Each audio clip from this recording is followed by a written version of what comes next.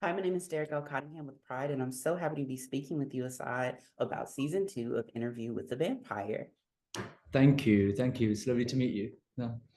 My first question is, as an actor, how do you play a character who is pretending to be someone else, from being Rashid to then revealing that you're actually Armand? Yeah.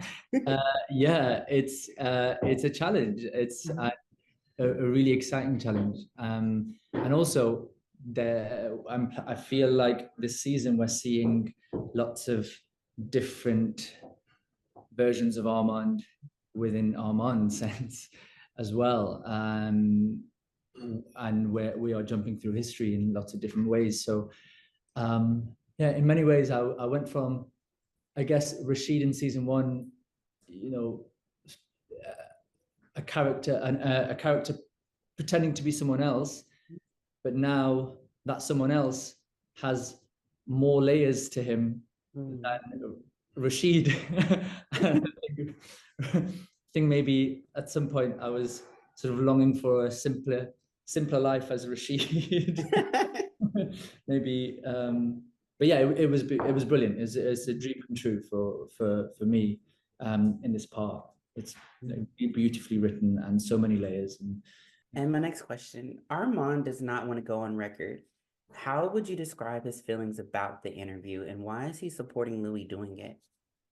there's a lot of self-preservation uh, that he's trying to uphold and preserve a life that he's worked very hard to build with Louis. And we see through the course of the season how difficult and how hard he's had to work. And I guess they both had to get to this point in Dubai when we meet them. And Daniel, I think, is a threat to that. And so I think in the beginning we see Armand sort of placating the situation and trying to sort of use his presence as this very powerful entity to um, to sort of push Daniel into a corner where he will do as he's told, as in get this interview done in a very, very sort of um, uh, simple fashion without asking too many questions.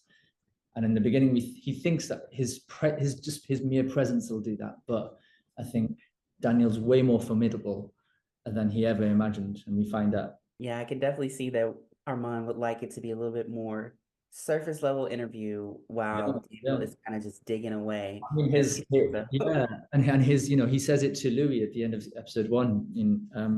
We can have him saying what happened next in no time. If I come in and we do this together, we can finish this off very quickly. And I think he's also battling this like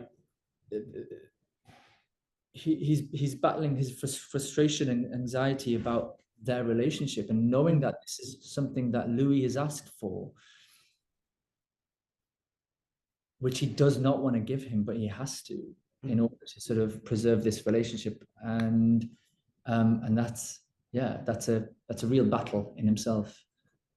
Speaking of Armand and Louis' relationship, how would you best describe their love that they share? I would describe it as tender, um, as very, for Armand, a sort of a soothing love. I think Armand is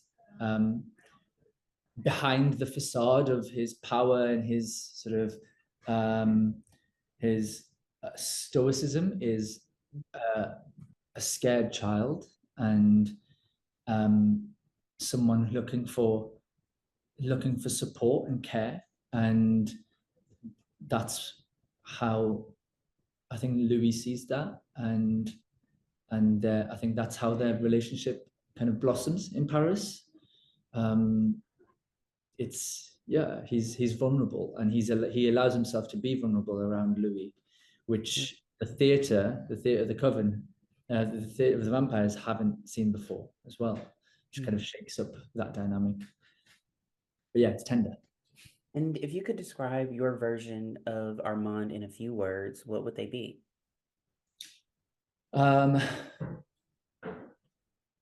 Armand is a vampire with many layers and many facets to his personality, and he is afraid to look into his past and really explore what those those facets of Mhm. um, his history have, how they've shaped who he is. And this season, he, I think, is forced to maybe come to terms with some of those things of his past.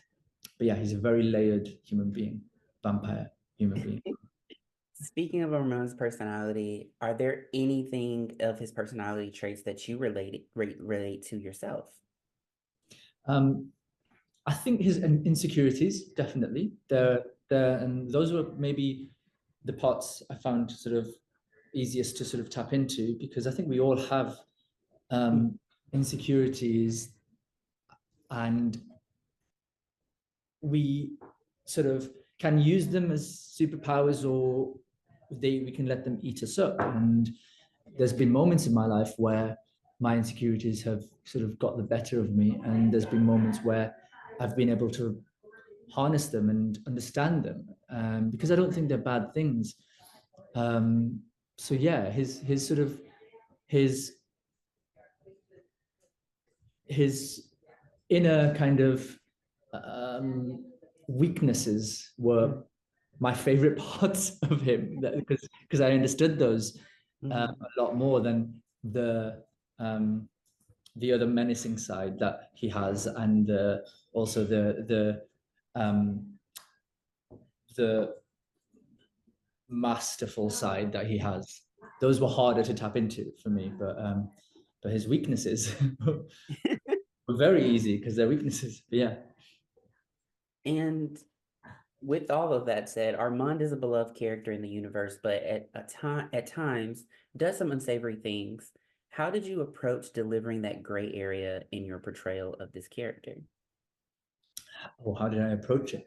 I I have to say I didn't I didn't really think of it like that. Mhm. I didn't think I had to find a gray area in sort of how moral or immoral this Mhm. character is. I think what's so brilliant about um, about how Roland has constructed this character and what we've taken from the books is there's it's just so, humans are flawed, but humans are also capable of amazing things. And here, this vampire is flawed, and as are they all. And so it was, yeah.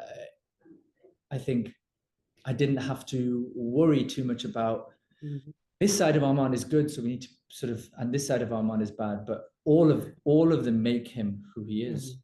And how does playing a particular TV role like Armand differ from acting for the stage with your theater background? How do you approach this medium differently than being on stage? Well, just on a very technical level, it took me not a while, but like it took me some time to sort of hone everything down into a space where the camera can pick you up, because I am quite naturally quite sort of gangly and sort of a little bit chaotic. And on stage with characters, when you embody a character and sort of when you work out the blocking, it helps, and you can really sort of let go. But um, here, I had to learn to sort of bring that energy inside, and do something that I hadn't really done before, which was sort of emulate that energy through stillness. And